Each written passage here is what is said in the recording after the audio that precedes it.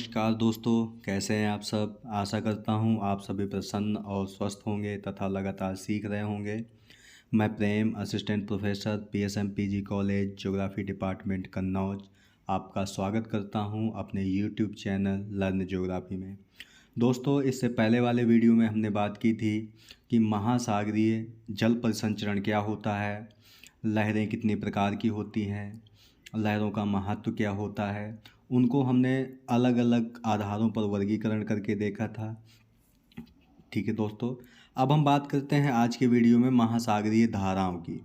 दोस्तों, यह भी महासागरीय जल परिसंचरण के अंतर्गत ही आता है, क्योंकि हमने देखा था कि इसमें हमारी लहरें हैं, धाराएं हैं, ज्वार भाटा होते हैं और सुनामी के अंतर्गत सुनामी भी इसमें आती हैं। तो हम महासागरीय जल परिसंचरण के अंतर्गत आज अगले टॉपिक की शुरुआत करते हैं, जिसका नाम है महासागरीय धाराएं यानी ओशियानिक करेंट्स। चलिए शुरू करते हैं आज का वीडियो।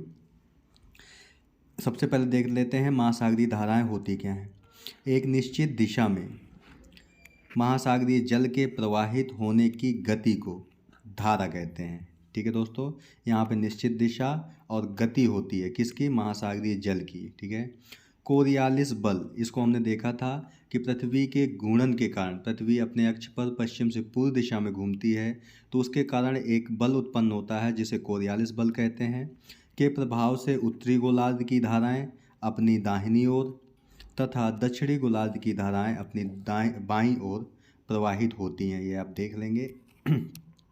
इसके बाद अपवाद स्वरूप देखें अगर, ये तो सामान्य नियम है, लेकिन हिंद महासागर का जो उत्तरी भाग है, ठीक है, उत्तरी भाग कहने का मतलब ये है कि भूमध्य रेखा से जो उत्तर वाला भाग है वो उत्तरी हिंद महासागर है, जो दक्षिण वाला है वो दक्षिणी हिंद महासागर है।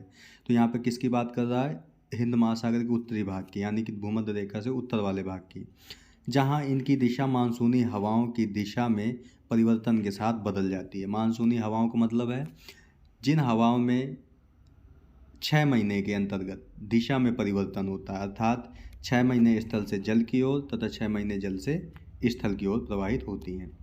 तो ये रही महासागरीय धाराएं। अब हम देखते हैं कि इनका वर्गीकरण किस प्रकार है। तो धाराओं को दिशा, गति व आकार के आधार पर कई प्रकारों में विभक्त किया जाता है। दोस्तों, जब हम किसी भी टॉपिक को या किसी के बारे में वर्गीकरण की बात करते हैं तो हमें आधार बताना जरूरी होता है। तो इसमें आधार क्या है, दिशा, गति व आकार के आधार पर। ठीक है, इसके अलावा एक तापमान के आधार पर भी होता है। तो दिशा, गति व आकार के आधार पर कौन कौन सा वर्गीकरण है। पहला है आपका प्रवाह, धारा यानी कि करेंट्स, विशाल धारा यानी स्ट्रीम। इसे हम देख लेते हैं ये क्या होती हैं। सबसे पहले देखते हैं प्रवाह क्या होता है यानी ड्रिफ्ट। जब सागरीय सतह का जल पवन वेग से प्रेरित होकर आगे की ओर अग्रसर होता है तो उसे हम प्रवाह कहते हैं। ठीक है, इसकी गति व सीमा निश्चित नहीं होती है, ये आपको याद रखना है। यानी कि पवन के वेग से प्रेरित होकर एक ऐसी धारा या कह सकते हैं कि सागरीय जल का प्रवाह जिसकी गति और सीमा निश्चित नहीं होती, उसे हम प्रवाह कहते हैं। और इसके सर्वोच्च उदाहरण दक्षिणी अटलांटिक प्रवाह व उत्तरी अटलांटिक प्रवाह हैं।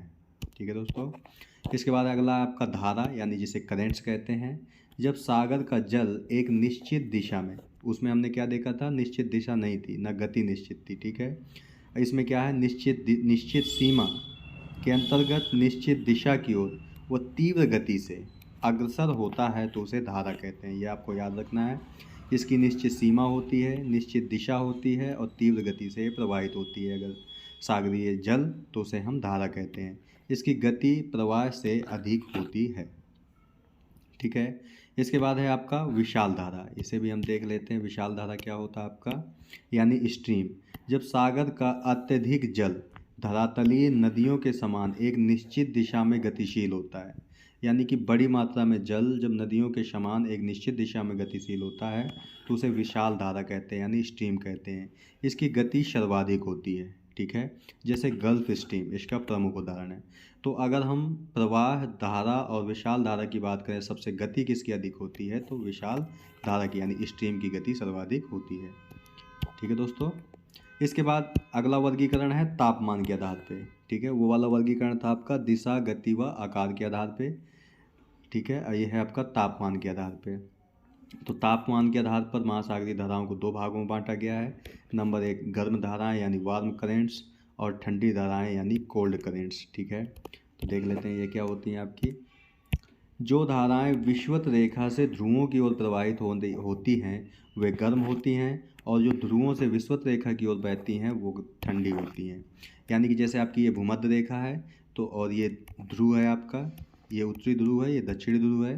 तो कोई धारा यदि भूमध्य रेखा से दक्षिणी यानी कि ध्रुवों की ओर जाएगी तो वो कैसी होगी, गर्म होगी सॉरी।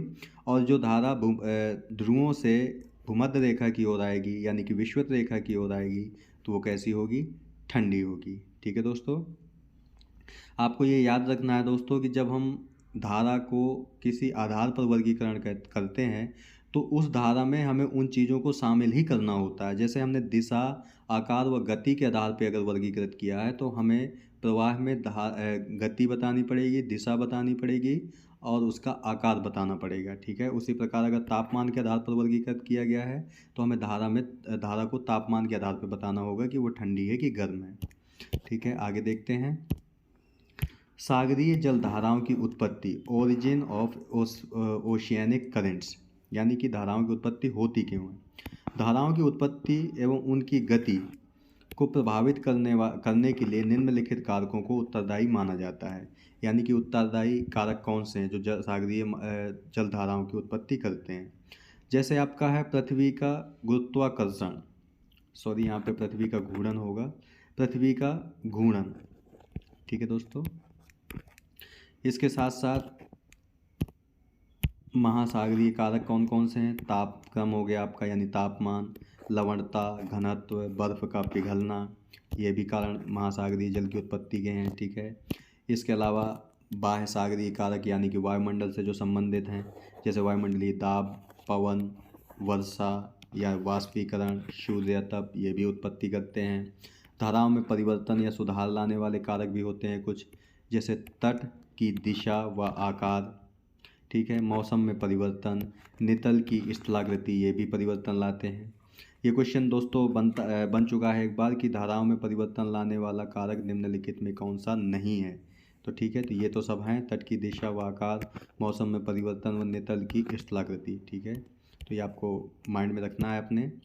इसके अलावा है नोट करके एक फैक्ट है कि महासागरों में जल धाराओं की उत्पत्ति मुख्यतः तेज गति से चलने वाली पवनों के कारण होती है। जैसे हमने देखा था कि जो लहरों की उत्पत्ति हो रही थी वो किसके कारण हो रही थी, तेज गति से चलने वाली पवनों के घर्षण के कारण उत्पन्न हो रही थी। उसी प्रकार जो धाराएं हैं आपकी, उनकी उत्पत्ति में प्रमुख कारक कौन सा है, तेज गति से चलने वाली पवनें, क्योंकि ये जब चलती हैं तो सागर की सतह पर घर्षण करते हुए चलती हैं और सागरीय जल को आगे की ओर बढ़ाती हैं। ठीक है दोस्तों, अब हम एक एक करके देखते हैं कि इनकी उत्पत्ति के लिए जो कारक हैं। जैसे आपका पृथ्वी का परिभ्रमण।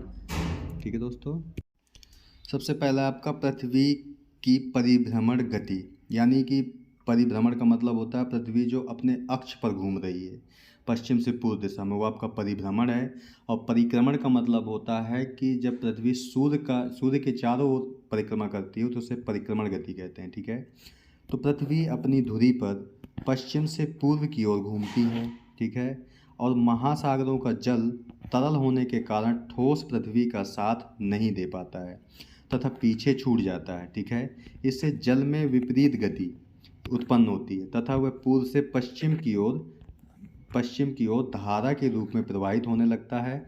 जैसे आपका भूमध्य रेखीय धारा इसी कारण उत्पन्न होती है। ठीक है, यानी कि पृथ्वी पश्चिम से पूर्व दिशा में घूम रही है और पृथ्वी ठोस है, जबकि जल तरल है, तो जल पृथ्वी का साथ नहीं दे पाता है तो जल विपरीत गति करने लगता है।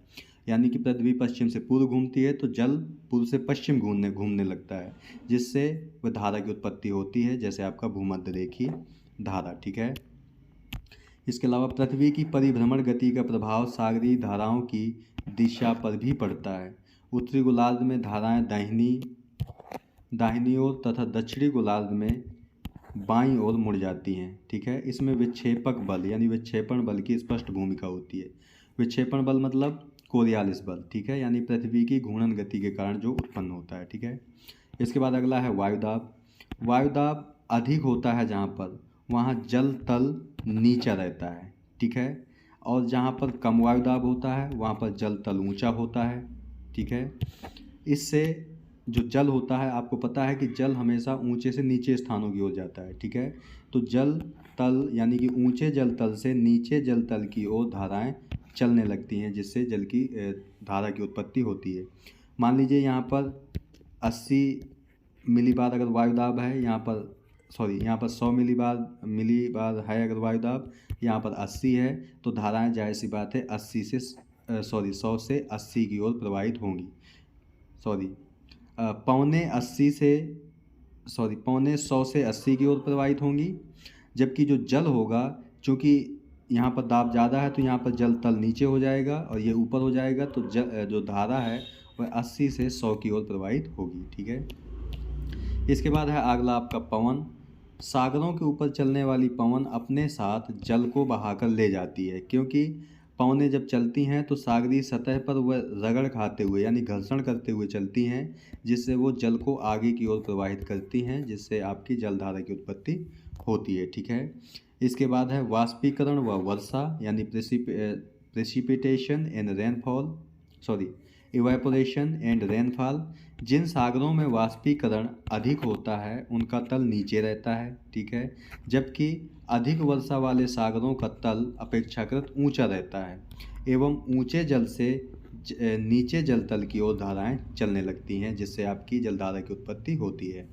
जाहिर सी बात है कि वाष्पीकरण का मतलब है कि इस सागरीय जल से जब जिसका वाष्पीकरण होगा तो यहाँ का जल वाष्प बनकर ऊपर चला जाएगा, तो ये जल कम हो जाएगा यानी कि तल नीचे हो जाएगा। और जहाँ पर ज़्यादा वर्षा होगी वहाँ पर तल ऊंचा हो जाएगा, जिससे धाराएं चलने लगेंगी नीचे तल की ओर, ठीक है, जिससे धाराओं की उत्पत्ति होगी। आगे देखते हैं। भूमध्य रेखीय जलधारा अधिक वर्षा के कारण ही उत्पन्न होती है। इसी प्रकार ध्रुवीय भागों में वाष्पीकरण कम होता है। क्योंकि तापमान कम होता है वहाँ पर, और हिम पिघलने से जल की मात्रा बढ़ जाती है, इसलिए ध्रुवीय भागों से जल धाराएं चलने लगती हैं। विश्व की अनेक धाराएं इसी कारण प्रवाहित होती हैं, जैसे लैब्राडोर धारा आपका इसी प्रकार की धारा है, जो कि ध्रुवीय भागों से भूमध्य रेखा की ओर प्रवाहित होती है। इसके बाद है घनत्व प्रवणता। प्रवणता का मतलब है दो स्थानों के मध्य अंतर, ठीक है। अगर तापमान में दो स्थानों के मध्य अंतर होगा तो तापीय प्रवणता होगी, दाब में अंतर होगा तो दाब प्रवणता होगी। अब यहाँ पर क्या है, घनत्व में अंतर है, तो यानी कि दो स्थानों के मध्य जो घनत्व में अंतर होता है उसे हम घनत्व प्रवणता कहते हैं, ठीक है दोस्तों। जिन सागरों में लवणता कम होती है उनका घनत्व कम होता है, ठीक है। जिन सागरों में घनत्व अधिक होता है वहाँ सागरीय तल नीचा होता है, यानी कि लवणता और घनत्व में सीधा संबंध है। अगर लवणता अधिक होगी तो घनत्व अधिक होगा, अगर लवणता कम होगी तो घनत्व कम होगा, ठीक है। तो जिससे जल अधिक घनत्व वाले ऊंचे भाग से नीचे तल की ओर प्रवाहित होता है। इस प्रकार निम्न घनत्व वाले तल क्षेत्र से अधिक घनत्व वाले क्षेत्र की ओर सागरीय धाराएं चलने लगती हैं, ठीक है। आपको याद रखना है कि निम्न घनत्व से अधिक घनत्व की ओर धाराएं चलने लगती हैं, ठीक है। भूमध्य रेखा और ध्रुवों से चलने वाली जलधाराएं इसका अच्छा उदाहरण हैं। ध्रुवों पर बर्फ पिघलने से, ठीक है, और भूमध्य रेखा पर अत्यधिक वर्षा होने के कारण लवणता और घनत्व कम रहते हैं। ये आपको याद रखना है कि ध्रुवों पर भी लवणता और घनत्व कम होता है और भूमध्य रेखा पर भी, ठीक है। ध्रुवों पर कम क्यों होता है, क्योंकि बर्फ पिघलती है, और भूमध्य रेखा पर इसलिए कम होता है क्योंकि अत्यधिक वर्षा होती है, इसलिए यहाँ का जल तल ऊँचा रहता है, ठीक है। इसके बाद है तापमान में अंतर। अधिक ताप के कारण जल गर्म होकर फैलता है, ठीक है, फैलकर ये आगे बढ़ने लगता है। जबकि कम ताप में जल ठंडा होकर सिकुड़ता है, जिससे वो नीचे बैठता है। इसी कारण भूमध्य रेखा से ध्रुवों की ओर जलधाराएं चलने लगती हैं, ठीक है दोस्तों। ये आपको याद रखना है कि तापमान पा करके कोई भी जो सागरीय जल है वो फैलता है, यानी कि कोई भी जो पदार्थ है अगर उसको तापमान बढ़ाया जाएगा तो वो फैलने लगता है, ठीक है। इस प्रकार जल फैलता है तो वह आगे की ओर प्रवाहित होने लगता है, जिससे जलधारा की उत्पत्ति होती है। इसके बाद है महाद्वीपीय तटीय बाधा, ठीक है। जब जलधाराओं के मार्ग में नुकीले स्थलीय किनारे आ जाते हैं तो जलधाराएं दो भागों में बढ़ जाती हैं, ठीक है। जैसे मान लीजिए कि महाद्वीप है, ये इस प्रकार का महाद्वीप है, प्रायद्वीप टाइप का, ठीक है। अगर यहाँ से कोई भी धारा अगर आएगी तो वो दो भागों में बढ़ जाएगी, यानी एक धारा इधर प्रवाहित होगी, दूसरी धारा इधर प्रवाहित होने लगेगी, वही कह रहा है आपका, ठीक है। उदाहरण के लिए दक्षिणी अटलांटिक विषुवत रेखीय ब्राज़ील की सन रॉक, यानी कि जो धारा है आपकी दक्षिण अटलांटिक विषुवत रेखीय धारा, वो ब्राज़ील के सन रॉक के पास टकरा कर दो भागों में बढ़ जाती है। उसकी एक शाखा दक्षिण में ब्राज़ील धारा की उत्पत्ति का कारण बनती है, तटीय भाग ही है। पुनः कैरेबियाई द्वीपों के निकट भी इस प्रकार की कई जलधाराओं का जन्म होता है, ठीक है दोस्तों। यानी सीधा सा मतलब है कि कोई भी धारा अगर किसी तटीय भाग से टकराती है तो दो भागों में बढ़ जाती है। इसके बाद है आपका धाराओं का प्रभाव या महत्व, यानी कि effect and importance of oceanic currents. देख लेते हैं इनका महत्व क्या होता है, ठीक है दोस्तों। तो धाराओं का निरंतर प्रवाह पृथ्वी के क्षैतिज ऊष्मा संतुलन को स्थापित करने की दिशा में प्रकृति का प्रयास है। कहने का मतलब है कि आपको पता है कि भूमध्य रेखा के पास अत्यधिक सूर्य तप की प्राप्ति होती है, जिससे यहाँ का तापमान भी अधिक होता है, ठीक है। तो धाराएं भूमध्य रेखा से ध्रुवों की ओर प्रवाहित होती हैं, तो इस तापमान को ध्रुवों की ओर ले जाती हैं, जिससे वो क्या करती हैं, क्षैतिज ऊष्मा संतुलन को स्थापित करती हैं, ठीक है। इसके बाद है गर्म धारा जहाँ तट के तापमान को बढ़ा देती है, वहीं ठंडी जलधारा अपने प्रवाह मार्ग के क्षेत्र के तापमान में कमी कर देती है, ठीक है, जिससे वहाँ का मौसम शुष्क व ठंडा हो जाता है। ये भी आपको याद रखना है कि मान लीजिए कि जो गर्म जलधारा है, ठीक है, वो जहाँ जहाँ पर जाएगी वहाँ का तापमान बढ़ाती जाएगी, जबकि ठंडी जलधारा जहाँ जहाँ पर जाएगी वह तापमान को कम करती जाएगी या मौसम शुष्क और ठंडा करती जाएगी, ठीक है। उदाहरण के लिए अटाकामा मरुस्थल जो चिली में है आपका, पेरू धारा के प्रभाव में निर्मित एक उष्णकटिबंधीय शुष्क मरुस्थल है, ठीक है। गर्म धारा अपने साथ लाने वाली आर्द्र पवनों से वर्षा कराती है, ये भी उदाहरण है आपका कि धाराएं वर्षा भी कराती हैं। उदाहरण के लिए उत्तरी अटलांटिक प्रवाह पश्चिम यूरोपीय भागों में वर्षा का कारण बनती है, जिनसे वहाँ पश्चिमी यूरोपीय तुल्य जलवायु प्रदेश का निर्माण हुआ है, ठीक है। यानी पश्चिमी जलवायु प्रदेश किस कारण है, तो उत्तरी अटलांटिक प्रवाह के कारण, जहाँ वर्ष भर वर्षा प्राप्त होती है, ठीक है, कि ठंडी धाराएं तटीय उच्च वायुदाब का निर्माण करती हैं, अतः शुष्क हवाओं के कारण वहाँ मरुस्थलों का निर्माण होता है। उदाहरण के लिए बेंगुला धारा के कारण कालाहारी एवं फाकलैंड धारा के कारण पेंटागोनी मरुस्थल का निर्माण हुआ है, ठीक है। ये आपको एटलस में लोकेशन देख लेना है कि पेंटागोनिया मरुस्थल कहाँ पर है और कालाहारी मरुस्थल कहाँ पर है। कालाहारी मरुस्थल का निर्माण किस धारा के कारण है, बेंगुला धारा के कारण, और पेंटागोनिया का निर्माण किसके कारण है, फॉकलैंड धारा के कारण है। अभी हम धाराओं को अलग अलग महासागरों में देखेंगे कि किस प्रकार वो चलती हैं और क्या क्या प्रभाव डालती हैं। इसके बाद है आपका ठंडी धाराएं अपने साथ प्लावी हिमशैल, या प्लावी हिमशैल का मतलब है कि जो तैरते हुए आपके बड़े बड़े बर्फ़ के टुकड़े हैं उन्हें हम प्लावी हिमशैल कहते हैं, जो ताज़े पानी का विशाल भंडार भी होते हैं, परंतु ये हिमशैल जलयानों के लिए खतरा भी उत्पन्न करते हैं। उदाहरण के लिए लेब्राडोर धारा द्वारा लाए गए प्लावी हिमशैल से टकराकर टाइटैनिक जहाज ध्वस्त होकर डूब गया था। टाइटैनिक जहाज आपका 1912 में डूबा था। वो किस कारण से था, क्योंकि जो लेब्राडोर प्लावी हिमशैल लाई थी, जिसे हम आइसबर्ग कहते हैं, उसके कारण टूटा था, ठीक है। इस चित्र में आप देख सकते हैं इसे, ये एक आइसबर्ग है यानी कि प्लावी हिमशैल है, ठीक है। इसका प्लावी हिमशैल जो होता है उसका 1/10 भाग नीचे रहता है, 1/10 भाग ऊपर रहता है तथा 9/10 भाग नीचे रहता है। यानी कि जितना ये ऊपर दिखाई दे रहा है उससे कहीं गुना अधिक, यानी कि 10 गुना अधिक नीचे होता है, ठीक है। इस चित्र में अभी आप देख सकते हैं कि ऊपर आपको थोड़ा सा दिख रहा है और नीचे आपको बड़ा आकार का दिख रहा है, ठीक है। इसी के कारण जो लेब्राडोर धारा थी उसके कारण जो आइसबर्ग लाया गया था उसी से टाइटैनिक जहाज टूट करके या कहें कि टकरा करके डूब गया था, ठीक है। और ये विशाल जल के स्रोत भी होते हैं, क्योंकि बर्फ़ जल यानी कि ठोस रूप में जमा होता है और जब ये पिघलता है तो विशाल जल राशि प्राप्त होती है, ठीक है। इसके अलावा ये धाराएं अपने साथ प्लवकों यानी कि प्लैंकटन, ठीक है, प्लैंकटन को भी लाती हैं। और जो मछलियों का मुख्य आहार है, यानी कि मछलियों का मुख्य आहार क्या है, प्लैंकटन है, ठीक है। और ये उत्पत्ति कहाँ पर होती है, जहाँ पर ठंडी व गर्म जल धाराएँ यानी कि समुद्री धाराएँ मिलती हैं, वहाँ पर प्लवकों यानी कि प्लैंकटन की उत्पत्ति होने की अनुकूल दशाएं निर्मित हो जाती हैं, ठीक है। क्योंकि जहाँ पर ठंडी और गर्म जल धाराएँ मिलती हैं वहाँ पर तापीय विलोमता पाई जाती है, यानी थर्मल इन्वर्जन पाया जाता है, जिससे कोयले की उत्पत्ति होती है और वहाँ पर प्लैंकटन की उत्पत्ति होती है, जो मछलियों का मुख्य भोजन है, ठीक है। उदाहरण के लिए न्यू फाउंडलैंड के समीप लैब्राडोर धारा, कहाँ पर, न्यू फाउंडलैंड के समीप लैब्राडोर ठंडी धारा तथा गर्म गल्फ स्ट्रीम के मिलने से इस क्षेत्र में ग्रांड बैंक तथा जॉर्जेज बैंक जैसे मत्स्यन बैंकों का विकास हुआ है, ठीक है। आपको एटलस में ग्रांड बैंक और जॉर्जेज बैंक की लोकेशन देखनी है एक बार कि कहाँ पर हैं ये, न्यू फाउंडलैंड कहाँ पर है और गल्फ स्ट्रीम और लैब्राडोर कैसे उसमें मिलने से वहाँ पर कोयले की उत्पत्ति होती है।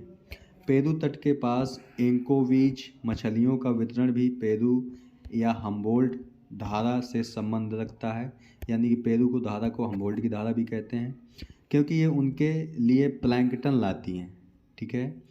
जब एल्निनो गर्म जल धारा यहाँ प्रभावी होती है तो ठंडी पेरू धारा यहाँ सतह के ऊपर नहीं आ पाती, ठीक है। यहाँ मत्स्य उद्योग पर विपरीत प्रभाव पड़ता है, यानी कि जिस वर्ष एल्निनो आता है उस वर्ष पेरू के तट के पास मछलियों की बड़ी मात्रा में मृत्यु होती है, ठीक है।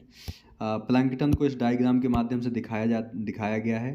प्लैंकटन क्या होते हैं, एक सागरीय जल में रहने वाले छोटे छोटे जीव होते हैं एक प्रकार के, जो मछलियों का प्रमुख भोजन है, ठीक है। ये आप देख सकते हैं, ये प्लैंकटन दिखाए गए हैं छोटे छोटे, ये मछलियों का प्रमुख भोजन होते हैं, ठीक है।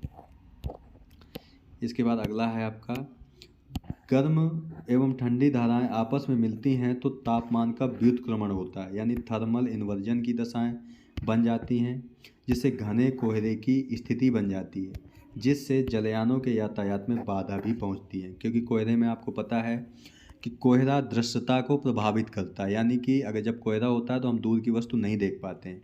इसी प्रकार जहाँ पर ठंडी और गर्म जल धाराएँ मिलती हैं वहाँ पर तापमान व्युत्क्रमण होता है, जिससे कोहरे की उत्पत्ति होती है और यातायात व बाधा पहुँचाती है, ठीक है।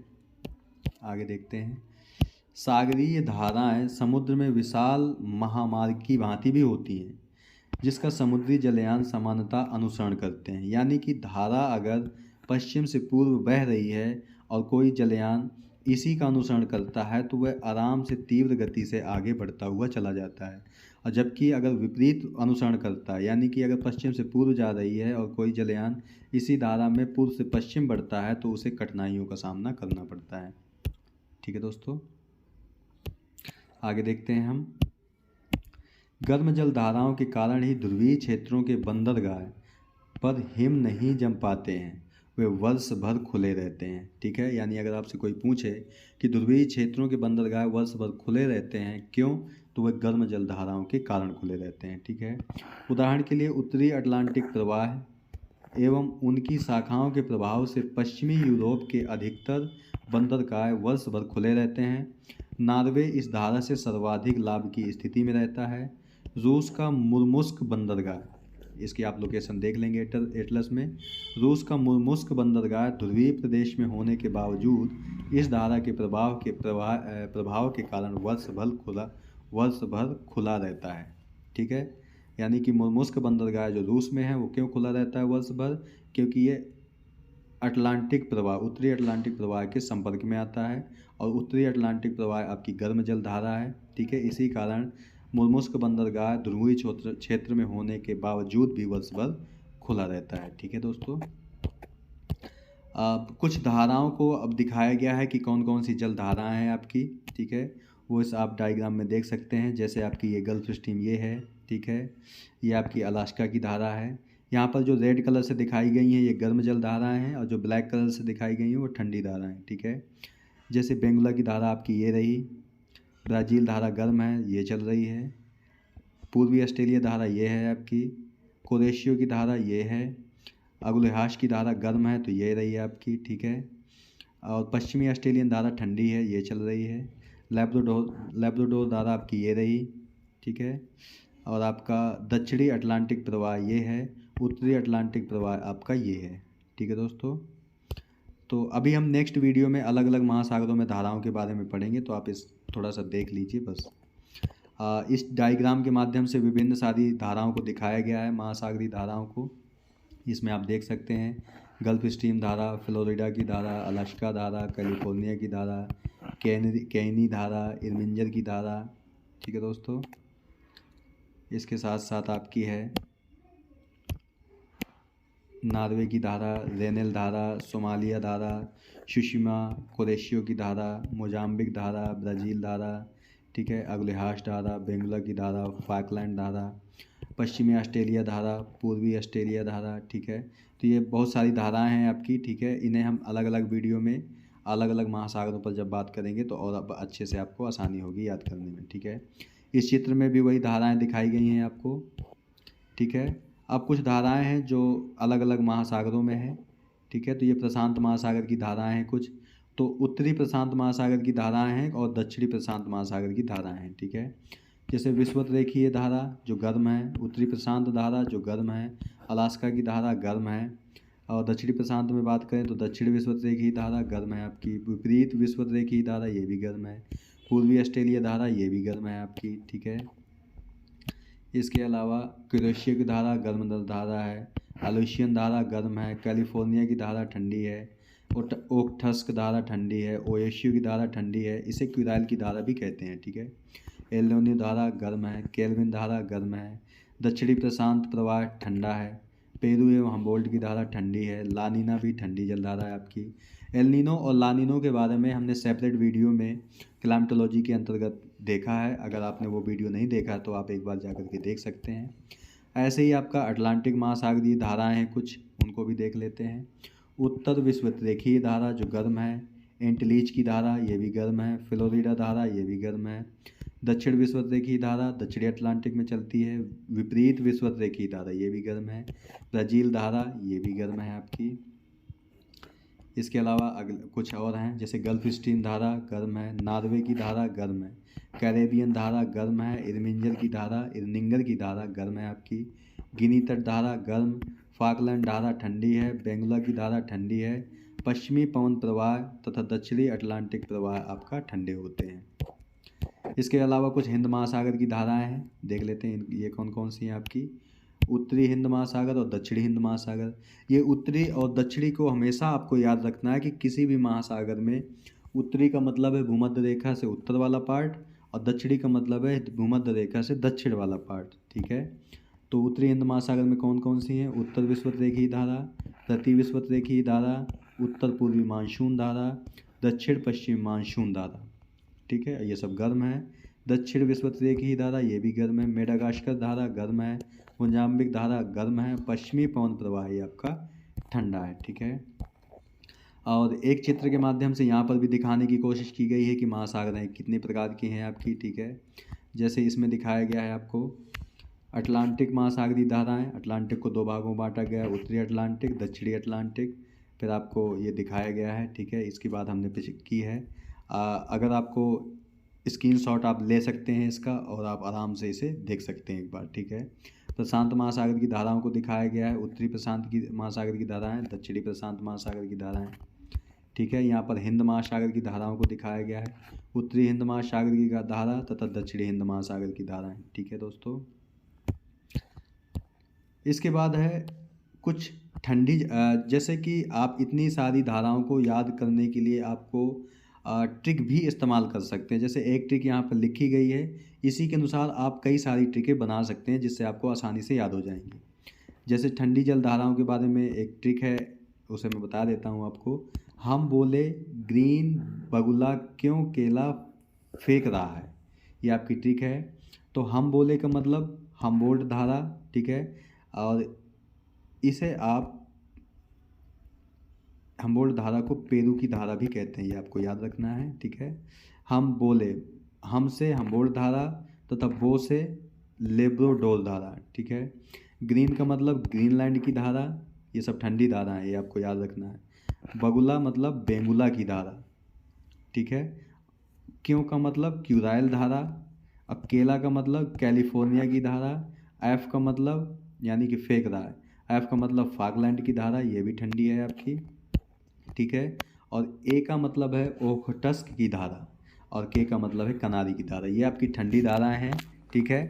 हम बोले बगुला बगुला ग्रीन फेंक रहा है। इसी प्रकार आप अपनी सुविधा के अनुसार इसी प्रकार की कोई ट्रिक बना सकते हैं जिससे आपको ये आसानी से याद हो जाएंगी, ठीक है। और अब है एक अगला कंसेप्ट है आपका गायस के बारे में, ठीक है दोस्तों। ये गायस क्या होते हैं इसे हम देख लेते हैं। समुद्र विज्ञान में जायरे यानी कि गायरे भी कहते हैं और जायरे भी कहते हैं, ठीक है। किसी सागरीय या महासागरीय क्षेत्र में घूर्णन करने वाली यानी एक क्षेत्र में घूमने वाली जल प्रवाह को कहते हैं, ठीक है। यानी कि महासागरीय भागों में जो जल प्रवाह होता है वो कुछ इस प्रकार का होता है, यानी कि अगर वो घूम रहा होता है चारों तरफ तो उसे हम गायस कहते हैं। गायस यानी कि जायरों में पानी एक ही बड़े क्षेत्र में गोल गोल घूमता रहता है। इनमें अक्सर साथ में बाहरी वायु प्रवाह भी चलता है, यानी वायु और जल दोनों गोल गोल घूमते हैं, ठीक है। इसे गायस क्यों कहते हैं, क्योंकि एक गायस विद्वान थे, उन्होंने जब सागरीय भागों में जल को गोल गोल घूमते हुए देखा तो उसे कुछ नाम दिया, या नाम कह सकते हैं क्योंकि खोज गायस महोदय ने की थी इसलिए उन्हें गायस नाम दिया गया, ठीक है। इंग्लिश में भी डेफिनेशन है आपकी कि इन ओशनोग्राफी ए गायर is any large system circulating ocean currents particularly those involved with large wind movements, ठीक है। Gyres are caused by the Coriolis effect, planetary vorticity, horizontal friction and vertical friction determine the circulatory patterns from the wind street curl, ठीक है। ये आपका guys होते हैं। तो देख लेते हैं पृथ्वी पर गायस कुल कितने प्रकार के पाए जाते हैं। पृथ्वी पर महासागरों में प्रमुख रूप से 5 गायस या जायरे पाए जाते हैं। हिंद महासागर जायस जो आमतौर पर दक्षिणावर्त यानी कि क्लॉकवाइज चलता है। क्लॉकवाइज का मतलब घड़ी की सुई के अनुकूल ऐसे, ठीक है। ये आपका क्लॉकवाइज है यानी दक्षिणावर्त है। उत्तरी अटलांटिक जायस यानी कि नॉर्थ अटलांटिक गायस। उत्तर प्रशांत जायस यानी नॉर्थ पैसिफिक गायस। दक्षिणी अटलांटिक जायस यानी साउथ अटलांटिक गायस। दक्षिणी प्रशांत जायस यानी साउथ पैसिफिक गायस, ठीक है। अब इस चित्र के माध्यम से आप देख सकते हैं जो आपके पृथ्वी पर 5 प्रकार के गायस पाए जाते हैं। ये आपका उत्तरी प्रशांत गायस है, ये दक्षिणी प्रशांत है, ये उत्तरी अटलांटिक गायस है, ये दक्षिणी अटलांटिक गायस है और ये हिंद महासागर गायस है, ठीक है। इसे आप देख सकते हैं कि इस प्रकार का अगर मान लीजिए कि गिलास बनाया जाए और इसमें जो जल भर दिया जाएगा, ठीक है। अगर एक इसमें उंगली डाल करके इसे घुमा दिया जाए गोल गोल तो जो जल है वो ऊपर से लेकर नीचे तक यानी सतह से लेकर तली तक गोल गोल घूमता है। इसे ही हम गायस कहते हैं, ठीक है। और इसमें आप देख रहे हैं कि ठंडी धारा ये गर्म धाराएं हैं, लाल कलर से जो गर्म धाराएं हैं और ब्लैक कलर से आपको ठंडी धाराएं दिखाई गई।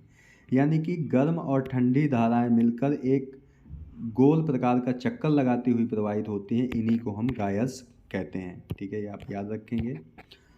तो इस वीडियो में दोस्तों यहीं तक बात करते हैं, ठीक है। इस वीडियो में हमने बात की महासागरीय धाराएं क्या होती हैं, प्रवाह क्या है, धारा क्या है, विशाल धारा क्या है, ठीक है। तापमान के आधार पर हमने वर्गीकरण करके देखा, ठंडी धारा, गर्म धारा। इसके अलावा हमने देखा कि धाराओं की उत्पत्ति के लिए कारक कौन कौन से जिम्मेदार हैं। इसके बाद हमने देखा कि महासागरीय धाराओं का महत्व क्या है, ठीक है। इसके बाद हमने गायस की बात की, पृथ्वी पर जो 5 प्रकार के गायस हैं उनकी बात की। तो दोस्तों इस वीडियो में यहीं तक। अगर ये वीडियो आपको अच्छा लगे तो वीडियो को लाइक, शेयर, कमेंट और कमेंट करना ना भूलें। साथ ही साथ चैनल को सब्सक्राइब कर लें और बेल आइकन का बटन भी दबा दें ताकि आने वाले वीडियो की नोटिफिकेशन आपको मिलती रहे, ठीक है दोस्तों। इसके अगले वीडियो में हम बात करेंगे अलग अलग महासागरों में चलने वाली इन अलग अलग धाराओं के बारे में, ठीक है। तो मिलते हैं आपसे नेक्स्ट वीडियो में एक नए टॉपिक के साथ। तब तक के लिए नमस्कार, धन्यवाद, जय हिंद मित्रों।